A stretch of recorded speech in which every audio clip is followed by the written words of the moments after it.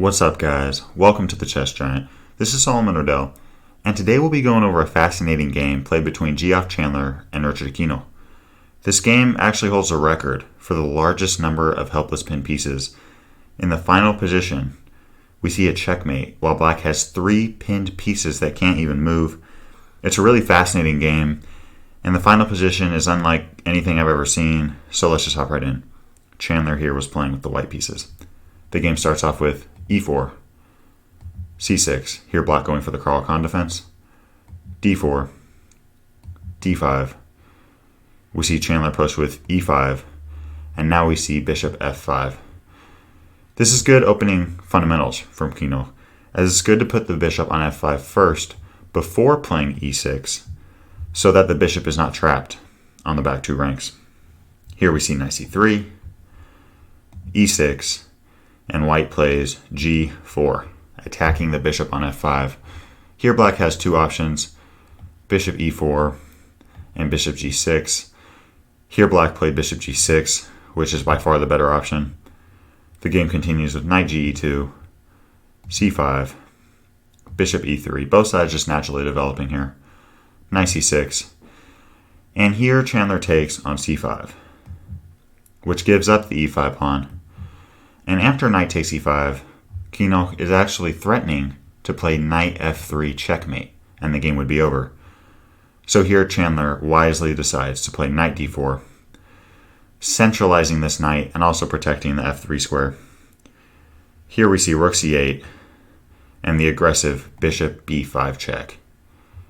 This bishop is extremely active, checking the king on e8, and it forces black to come back with knight c6.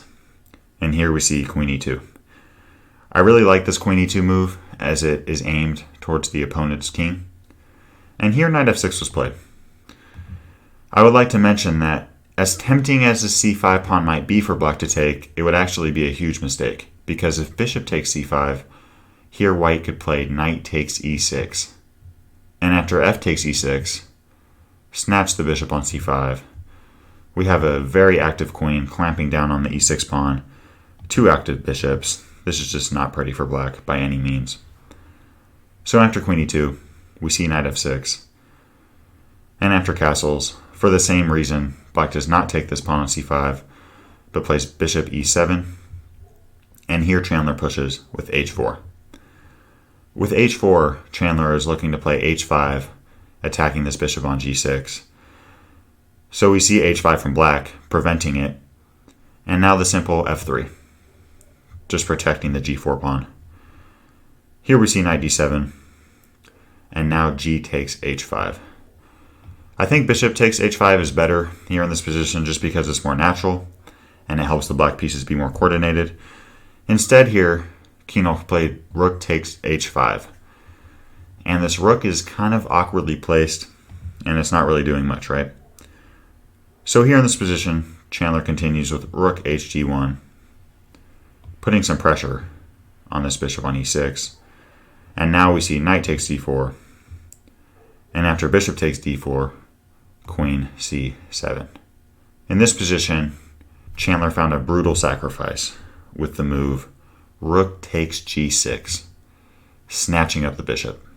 Now true, white just gave up the exchange, but as you can tell, this pawn on f7 is now on g6, and now this e6 pawn is up for grabs. So we see queen takes e6, and now we see how active white's position is. This queen on e6 is pinning the bishop to the king, and this bishop on b5 is pinning the knight. Not to mention that this d5 pawn is extremely weak. Here we see rook f5 from Kynoch, trying to get this very awkward rook back into the game. We see knight takes d5, snatching up the pawn and attacking the queen on c7. And now we see queen d8. Chandler continues here with the very straightforward queen takes g6 check. And after rook f7, in this position, white has a lot of very active pieces. The queen is active, pinning the rook. The bishop is active. The knight and the bishop are very centralized. But as you can tell, this rook on d1 isn't doing a ton. In chess, you want to ask yourself, how can you make your pieces better? And Chandler does this and realizes that this rook would be a lot better on e1. So he plays rook e1 here. Now this rook on e1 is pinning the bishop on e7, and black's position is extremely cramped. We see king f8. The reason king f8 was played was because black can barely move any other pieces. This knight is pinned, the bishop is pinned, and the rook is pinned.